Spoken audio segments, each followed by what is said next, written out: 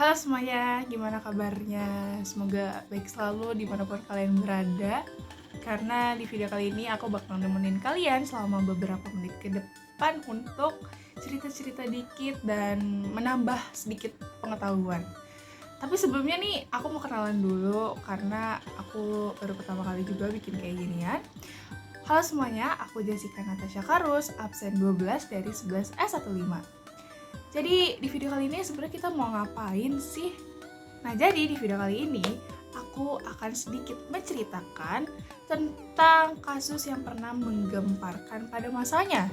Nah, kasus ini aku ambil kenapa? Karena menurut aku tuh orang-orang jarang yang tahu, dan menurut aku juga kasus ini tuh sangat berdampak, sangat berpengaruh kepada masa depan.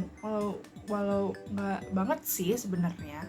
Nah, kasus ini adalah kasus tentang hilangnya Mona Lisa pada tahun 1911.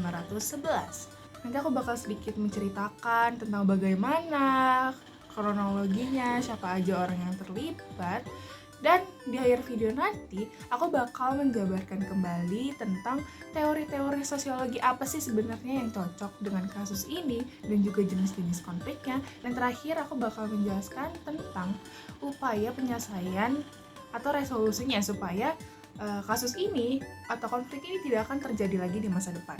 Mungkin segitu aja openingnya, kita langsung ke ceritanya. Oke, hilangnya Mona Lisa tahun 1911. Ini adalah kisah pencurian lukisan yang terkenal dan bikin geger dunia pada masanya. Sebelumnya kalian pasti tahu kan Mona Lisa, lukisan yang punya senyumnya itu loh, yang sangat misterius banget dan selalu jadi rebutan buat dilihat di museum, salah satu museum terbesar, namanya tuh Louvre di Paris. Nah, tapi pernah gak sih kalian kepikiran kalau lukisan semahal dan se-ikonik itu pernah hilang? Kejadian tuh udah lama banget, sekitar tahun 1911, dan sukses bikin geger dunia. Penasaran kan gimana ceritanya? Yuk kita langsung ulik aja kasus ini.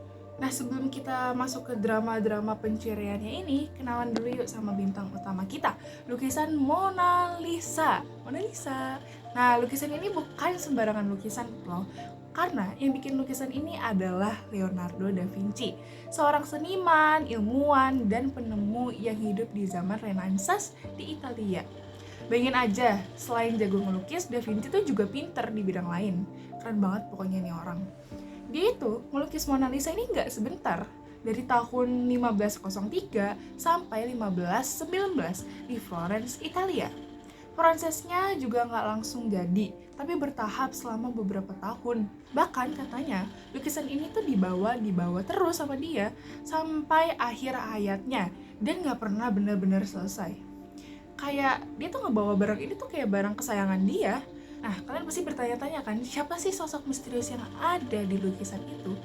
Nah, sosok wanita yang diduga ini adalah Lisa del Giocondo, istri seorang saudagar kaya dari Florence. Ada catatan dari tahun 1503 yang makin menguatkan identitas ini. Jadi, Mona Lisa itu beneran ada orangnya. Bahkan istri saudagar lagi. Awalnya, lukisan ini tuh sebenarnya nggak terlalu terkenal di luar kalangan pecinta seni. Baru sekitar tahun 1860-an, lukisan ini tuh diakuin sebagai mahakarya. Jadi sebenarnya sebelum dicuri ini, lukisan ini tuh sebenarnya biasa aja, ya kayak lukisan bagus karya Leonardo. Tapi semua berubah ketika lukisan ini dicuri pada tahun 1911. Berita hilangnya tuh langsung jadi headline di seluruh dunia. Sekarang kita pindah ke tempat kejadian perkara, yaitu Museum Louvre di Paris pada tahun 1911. Kalian pasti mikir dong, museum sekelas Louvre ini pasti keamanannya super ketat kan? Waduh, ternyata sebaliknya tahu. Keamanan di Louvre ini sangat tergolong lemah banget. Bahkan jumlah penjaganya itu cuma sedikit, sekitar 150 orang untuk menjaga 250.000 artefak. Bahkan ada penjaga yang reputasinya tuh jelek, suka ketiduran, dan lukisannya juga nggak dipasang terlalu aman, cuman digantung pakai tempat cantolan biasa. Nah, karena museum ini tergolong besar, ada banyak orang yang bekerja, mulai dari staf museum, penjaga, pekerja pembersihan, sampai pekerja temporer. Nah, salah satu pekerja temporer inilah yang jadi tokoh penting dalam cerita kita. Namanya Vincenzo Perugia. Vincenzo Perugia ini pekerja biasa di Louvre. Perugia adalah seorang dekorator asal Italia yang sempat bekerja singkat di Louvre sebagai pemasang kaca atau glazier dan bahkan ikut membantu membuat kotak pelindung untuk lukisan Mona Lisa. Karena pekerjaannya ini, dia tuh jadi tahu seluk-beluk museum itu kayak gimana. Jadi, dia tahu dong cara bukanya, gimana cara menutupnya, dan sebagainya. Selanjutnya kita akan bahas tentang kronologinya bagaimana. Tibalah hari menggemparkan itu, tanggal 21 Agustus 1911. Hari itu adalah hari Senin, dan seperti biasa, Museum Louvre itu tutup untuk umum. Dalang dari aksi nekat ini adalah Vincenzo Perugia, yang kemungkinan dibantu oleh dua rekannya yang juga bernama Vincenzo dan Michel Lancelotti. Jadi sebenarnya gimana sih caranya mereka bisa mencuri lukisan terkenal itu? Sebenarnya ada beberapa versi cerita, tapi yang paling mungkin adalah Perugia dan komplotannya bersembunyi di dalam lemari perlengkapan semalaman saat museum tutup. Tapi ada juga yang bilang kalau Perugia itu masuk museum pagi-pagi seperti biasa. Karena dia kan punya akses ya sebagai pekerja. Yang jelas saat museum masih sepi, mereka tuh mulai perlahan-lahan melepas lukisan Mona Lisa dari dinding. Dan cuman dia angkat begitu aja, kayak nyebut poster.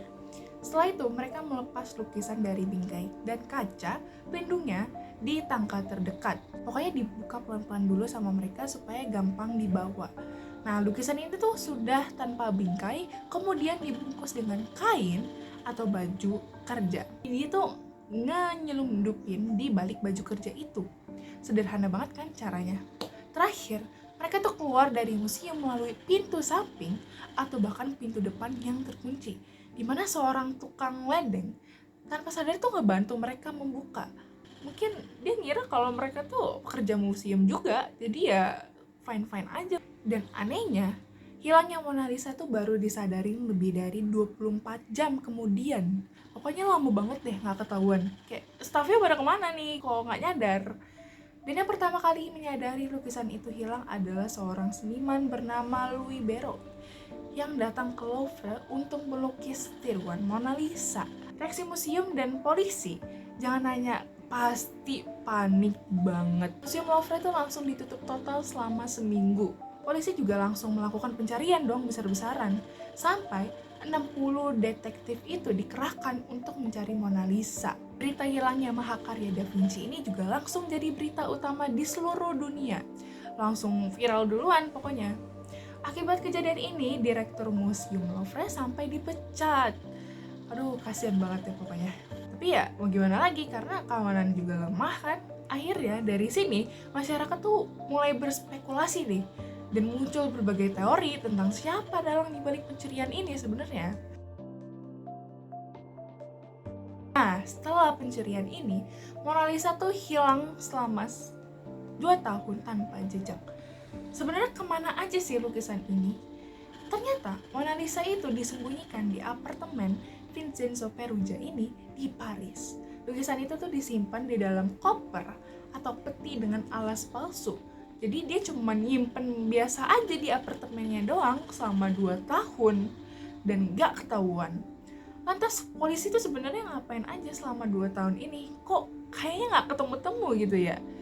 Polisi ternyata gagal menemukan petunjuk yang signifikan selama masa pencarian. Tapi kenapa polisinya nggak kepikiran ya ke apartemennya si Vincenzo Perugia ini? Tapi sebenarnya mereka tuh sempat menginterogasi Perugia sebanyak 2 kali, tapi nggak curiga karena dia dianggap bukan mastermind atau otak dari pencurian ini. Setelah 2 tahun berlalu tanpa adanya kabar, akhirnya titik terang pun muncul di Italia. Vincenzo Perugia ini mencoba menjual lukisan Mona Lisa ke seorang pedagang seni di Florence bernama Alfredo Ghieri. Akhirnya si maling ini keluar tuh dari persembunyiannya. Alfredo Ghieri ini yang curiga dengan tawaran itu, kemudian dia tuh menghubungi direktur galeri Uffizi, Giovanni Poggi, untuk memeriksa keaslian lukisan tersebut. Jadi pedagang ini tuh basically dia pinter gitu loh, nggak langsung percaya. Ketika Mona Lisa akhirnya ditemukan dan dikembalikan ke Museum Louvre, pada tanggal 12 Desember 1913, dunia pun langsung heboh. Kepulangannya disambut dengan meriah, ya pahlawan yang pulang kampung. Bahkan lebih dari 120.000 orang datang untuk melihatnya dalam 2 hari pertama setelah kembali ke Louvre. Patut diacungi jempol sih, atau bukan kaget, karena antusiasmenya luar biasa banget. Pasti kalian bertanya-tanya, sebenarnya motif si pencuri ini apa? Mungkin nasionalisme atau cuma nyari duit? Nah, setelah tertangkap, Vincenzo Peruggia ini ngaku kalau dia tuh mencuri Mona Lisa karena rasa patriotisme. Dia ingin mengembalikan lukisan ini ke Italia karena dia percaya Napoleon Bonaparte itu telah mencurinya dari sana. Tapi pengakuannya ini banyak diragukan karena dia sempat meminta bayaran sebesar 500.000 lira kepada Alfredo Geri sebagai imbalan untuk mengembalikan lukisan tersebut. Banyak juga yang percaya kalau motif sebenarnya Peruggia itu bukan hanya patriotisme, tapi juga ingin mendapatkan uang. Jadi seperti yang aku jelasin di awal, nah dampak dari kasus ini tuh bikin Mona Lisa itu jadi terkenal. Padahal kan aslinya biasa-biasa aja. Nah setelah ditemukan, orang-orang tuh jadi penasaran dan berbondong-bondong ingin melihatnya langsung di Museum Louvre. Wah, gila juga ya cerita pencurian Mona Lisa tahun 1911 ini. Dari lukisan terkenal itu ternyata ada sejarah di baliknya. Dan dari museum yang keamanannya lemah banget tuh, sampai lukisannya bisa disembunyiin di apartemen biasa selama 2 tahun tanpa ada orang yang tahu. Dan yang paling gak nyangka, gara-gara dicuri ini, Mona Lisa yang dulunya biasa malah jadi terkenal dan jadi lukisan paling dicari di dunia. Sampai sekarang tuh banyak yang masih bertanya-tanya, apakah sebenarnya motif Vincenzo Peruggia ini cuman karena rasa cinta tanah airnya dia, atau nyari duit, atau ada dalam dibaliknya. Tapi belum selesai. Sekarang kita masuk ke teori-teori sosiologi mana yang cocok sama kasus ini. Yang pertama ada dari Robert Camerton, yaitu teori ketegangan atau strain theory. Karena di sini Peruggia tuh mungkin merasa tegang karena nasionalisme itu kan kuat dan pengen ngebalikin Mona Lisa lagi ke Italia. Jadi dia ngambil jalan pintas yang ilegal. Kemudian ada teori dari Edwin M. Lammert, yaitu teori pelabelan. Nah, setelah kejadian ini, media itu langsung ngecap Peruggia sebagai maling seni terkenal. Tapi di Italia dia malah dianggap sebagai pahlawan. Dan yang ketiga ada teori dari Karl Marx, yaitu teori konflik. Nah, dari ini tuh ada konflik antara Prancis, yaitu pemilik lukisan, dan Peruggia yang merasa lukisan itu tuh milik Italia. Juga ada konflik di mana ada kepentingan antara museum dan individu dengan motif yang tertentu. Beda-beda gitu loh motifnya mereka. Selanjutnya ada jenis-jenis konflik. Yang pertama adalah konflik intergroup atau antar kelompok dari Ralph Dahrendorf. Konflik yang paling menonjol adalah antara sentimen nasionalismenya Italia yang diwakili oleh Peruggia ini dengan kepemilikan lukisan oleh institusi Prancis atau Museum Louvre dan negara Prancis secara umum, jadi masyarakatnya gitu loh. Peruggia ini dan sebagian masyarakat Italia merasa bahwa Mona Lisa tuh sebagai karya seni seorang maestro Italia seharusnya tuh ada di Italia. Nah, ini kan konflik antara kelompok ya, dua bangsa antar kelompok Italia dan Prancis. Dan kemudian ada konflik nilai. Nah, terdapat konflik nilai mengenai arti penting dan kepemilikan warisan budaya. Bagi Peruggia, nilai nasionalisme lebih tinggi daripada nilai hukum kepemilikan properti. Sementara itu, bagi pihak museum dan pemerintahan Prancis, lukisan tersebut adalah aset nasional yang harus dijaga dan dilestarikan di tempatnya. Terakhir adalah konflik kepentingan. Meskipun Peruggia mengklaim motifnya adalah patriotisme, adanya permintaan uang tebusan sebesar 500.000 lira ini menunjukkan adanya potensi konflik kepentingan antara idealisme dengan keuntungan pribadi. Nah, dalam kasus pencurian Mona Lisa tahun 1911 ini ada resolusi konflik yang bisa dilakukan. Itu yang pertama dengan melakukan penegakan hukum dengan menangkap Peruggia oleh pihak berwenang Italia. Kemudian ada litigasi, yaitu proses peradilan di Italia yang menghasilkan hukuman bagi Peruggia. Dan juga ada beberapa upaya yang telah dilakukan oleh Museum Louvre untuk mencegah kejadian ini terulang kembali. yaitu dengan menggunakan lapisan kaca pelindung untuk Mona Lisa, seperti kaca anti peluru, mencegah kalau ada sesuatu yang terjadi nanti.